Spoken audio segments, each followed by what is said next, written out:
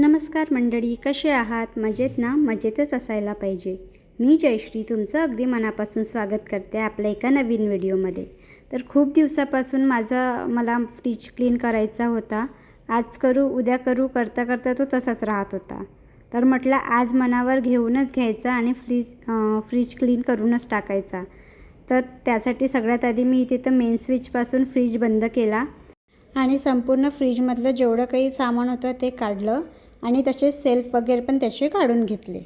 तर सर्वात आधी इथे मी फ्रीजमधले हे सेल्फ घासून घेत आहे, कारण आधी सेल्फ घासले तर आपला फ्रीज क्लीन करेपर्यंत हे सेल्फ वाढून जातात आणि आपल्याला आपला फ्रीज ऑर्गनाईज करायला पण बरं पडतं.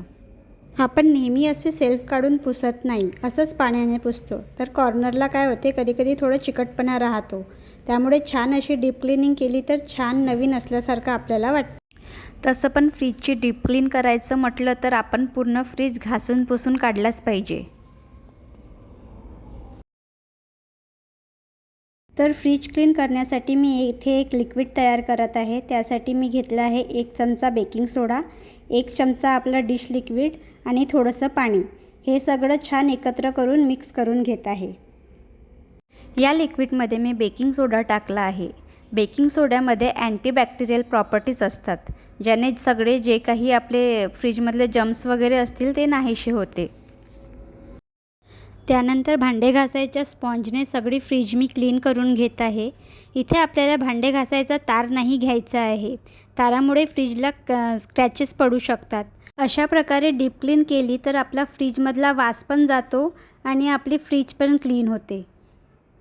त्यामुळे महिन्यातून 1-2दा तरी आपण अशी फ्रीजची डीप क्लिनिंग ही केलीच पाहिजे.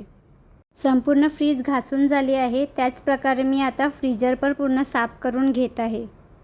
आणि हो, पण सगळं करण्याआधी आपल्याला फ्रीज हा मेन स्विचपासून बंद करायचा आहे. त्यानंतरच फ्रीज क्लीन करायचा. बनवलेल्या लिक्विडने संपूर्ण फ्रीज ही घासून झाल्यानंतर आता पूर्ण फ्रीज हा आपल्याला ओल्या कापडाने छान पुसून घ्यायचा आहे. म्हणजे पाणी आधी त्या कापडातून पूर्ण नितळून घ्यायचा. असंच आपल्याला 2-3दा साफ पाणी घेऊन संपूर्ण फ्रीज हा पुसून घ्यायचा आहे, जेणेकरून फ्रीज साफ करण्यासाठी जो आपण लिक्विड सोप वापरला आहे त्याचा वास फ्रीजमधून येणार नाही. अशा प्रकारे फ्रीजची डीप क्लिनिंग केल्याने आपली फ्रीज पण साफ होते, एकदम क्लीन होते आणि आपल्याला पण फ्रेश वाटते. आतून तर फ्रीज क्लीन करून झाली आहे, पण आता वरून वगैरे पण छान फ्रीज क्लीन करून घेते. कारण कितीही नाही म्हटलं तरी नकळत आपल्या हातून फ्रीजवर काही ना काही सामान ठेवण्यातच येते. त्यामुळे वरतून पण फ्रीज छान घासून पुसून घेतला आहे. फ्रीज तर क्लीन झाला, पण संध्याकाळी काहीतरी खायची इच्छा होती. तर म्हटलं पाणीपुरी करूया. तसं पण घरी कच्ची कैरी होती, तर म्हटलं कैरीपासून पाणीपुरी बनवते. तसं पण उन्हाळ्यात आपल्याला कच्च्या कैऱ्या खूप इझिली भेटतात, त्यामुळे उन्हाळ्यात तर मी आवर्जून अशी पाणीपुरी बनवते. त्यासाठी मी इथे एक कच्ची कैरी घेतली आहे आणि त्याचे पूर्ण छिलके काढून घेत आहे. कारण की छिलक्यामुळे थोडंसं आपल्या जे पेस्ट आपण तयार करू त्याच्यामुळे थोडा कडवटपणा येतो. त्यामुळे मग आधी छिलके काढून घेत आहे. त्यानंतर एका मिक्सरच्या भांड्यात या कैरीचे छोटे छोटे तुकडे करत आहे. वर्षभर तर तसं आपण पाणीपुरी केली तर काय आहे, आपण विकतचा मसाला वगैरे वापरतो. पण हे आज कच्च्या कैऱ्या कशा आपल्याला उन्हाळ्यातच मिळते, त्यामुळे उन्हाळ्यात तरी मी ही पाणीपुरी बनवतेच. कारण की याची टेस्ट इतकी जबरदस्त असते की बाकीची पाणीपुरी त्याच्यासमोर फिकी वाटते. कैरीचे तुकडे करून टाकल्यावर त्यात मी थोडा सांबार, थोड्या पुदिन्याची पानं टाकते, थोडंसं आलं आणि चवीपुरती मिरची, ह्या सगळं बारीक करून त्याची छान एक पेस्ट करून घेत आहे. पेस्ट करून झाली आहे, तर तोपर्यंत आता इकडे मी आलूचे छिलके काढून घेत आहे. आलू मी आधीच उकडायला ठेवले होते, त्यामुळे थंडे पण झाले. तर आता सगळे आलू छिलून छान त्याची चटणी करायला घेत आहे. त्यासाठी मी इथे एक कांदा घेतला आणि छान त्याला असं बारीक बारीक कापून घेत आहे. आता त्या आलूमध्ये थोडा बारीक चिरलेला कांदा, थोडीशी कोथिंबीर, लाल तिखट, आपलं चवीनुसार मीठ आणि जे आपण कैरीची चटणी केली होती ती थोडीशी कैरीची चटणी टाकत आहे.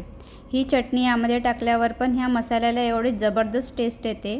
आता सगळ्यांना हे चटणीला आलूला छान मॅश करून एकजीव करून घ्यायचं आहे आणि इथे आपला आलूची चटणी पण तयार आहे. आता आंबट पाणी करायला घेते. त्यासाठी मी जे कैरीची चटणी तयार केली होती त्याला एका भांड्यात काढून घेते आणि त्यात आपल्याला गरज आहे तेवढं पाणी टाकून घेते. त्यानंतर त्यात थोडं मीठ, थोडं काळं मीठ आणि जिरा पावडर टाकून याला छान मिक्स करून घेत आहे.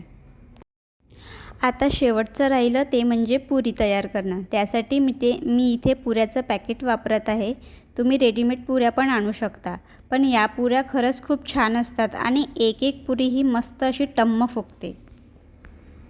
इकडे बघू शकता आपली मस्त अशी पाणीपुरी तयार झालेली आहे.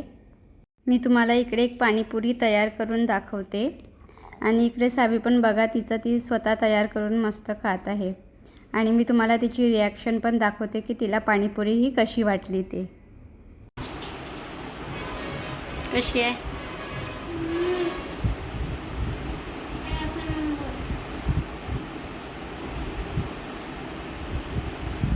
आमच्याकडे ही पाणीपुरी सगळ्यांनाच आवडते आणि खरंच ही पाणीपुरी टेस्टला पण खूप भारी होते. एकदा ट्राय करून बघा. बाहेरची पाणीपुरी खाणं विसरून जाल आणि नेहमी अशीच पाणीपुरी घरी बनवाल.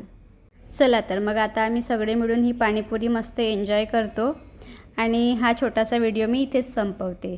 जर तुम्हाला व्हिडिओ आवडला असेल तर व्हिडिओला लाईक करा, शेअर करा आणि आपल्या चॅनलला सबस्क्राईब करा. बाय.